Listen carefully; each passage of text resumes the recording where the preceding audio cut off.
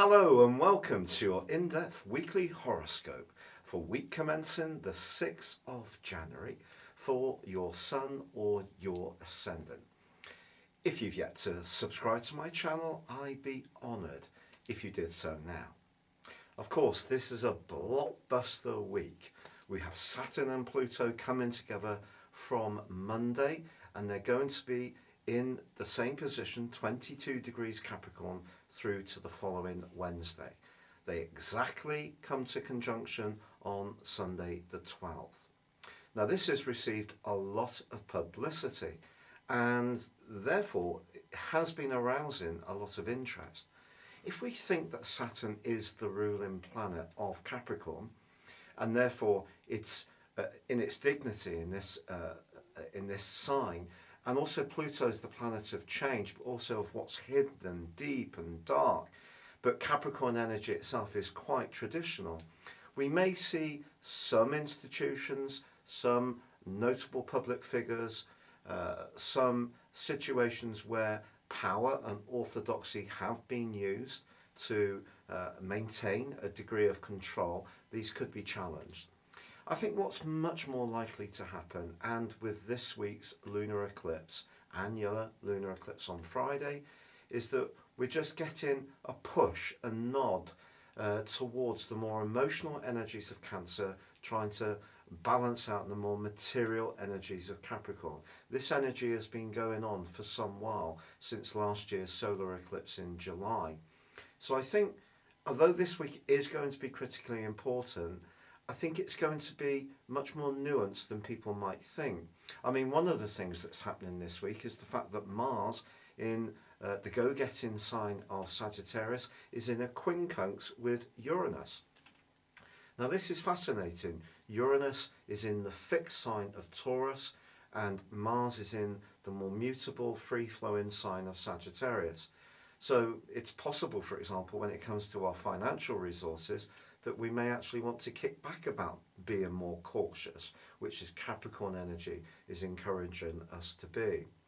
But the Sun is in a tight conjunction with Mercury all through this week, and they are also, along with the rather more nurturing energies of Ceres, they are angling towards Neptune, which is about a more sensitive, compassionate and feeling side of our natures. It too is in its home zone of Pisces.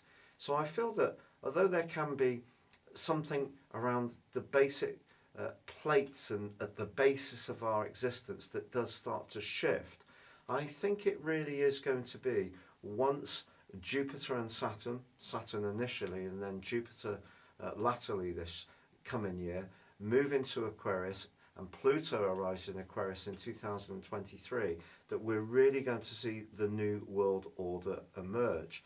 But there's no doubt about it that there could be some kind of structural correction going on when it comes to resources, financial markets and all that kind of stuff. It is entirely possible. However, I think in a more personal context, Venus actually forges quite a potent link, a semi-sextile with Pluto and Saturn. So this could be a time with Venus in the more enlightened sign of Aquarius, which is very much about people and relating, that we do get some signals about how we need to work collectively to protect our resources.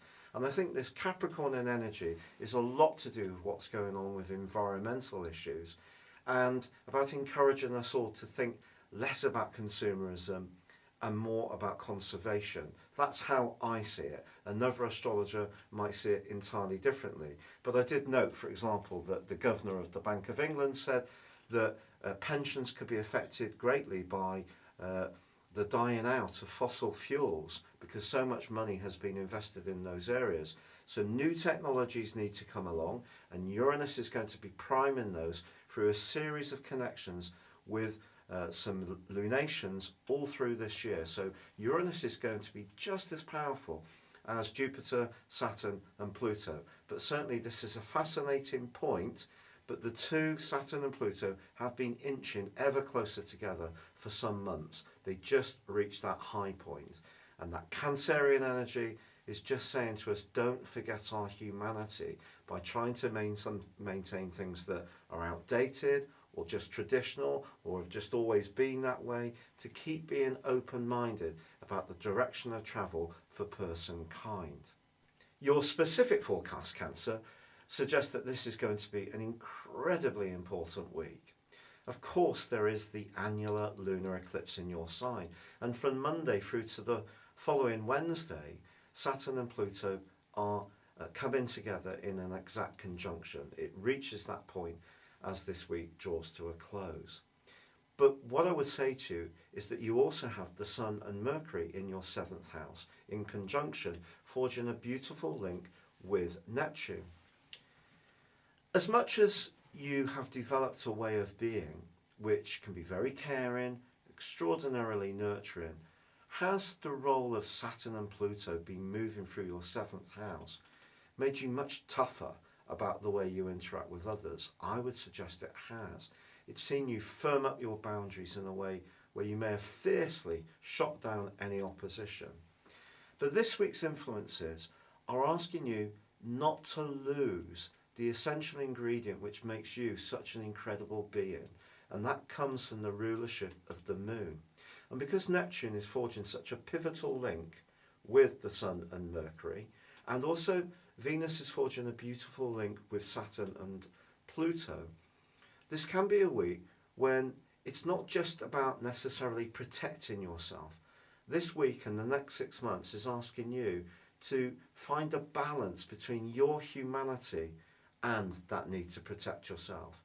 If it all becomes about protection, Cancer, you're losing the opportunity to thrive as an emotional being that you could never have conceived some years ago.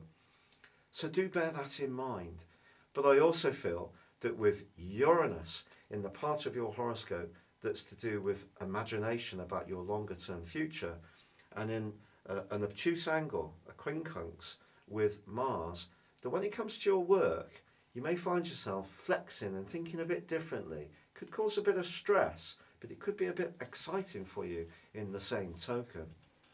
It's been a real pleasure being with you. If you'd like to know what 2020 will hold for you from an individual viewpoint based on your time, date and place of birth, please see the link beneath this video, and you can get your forecast and character analysis and get 30% off. But for now, wishing you all the best and goodbye. It's been a real pleasure being with you. If you'd like to go beyond your zodiac sign and discover what 2020 will hold for you based on your personal birth data of time, date and place of birth, please see the link beneath this video. You can get the rest of this year free and 30% off. But for now, good luck and goodbye.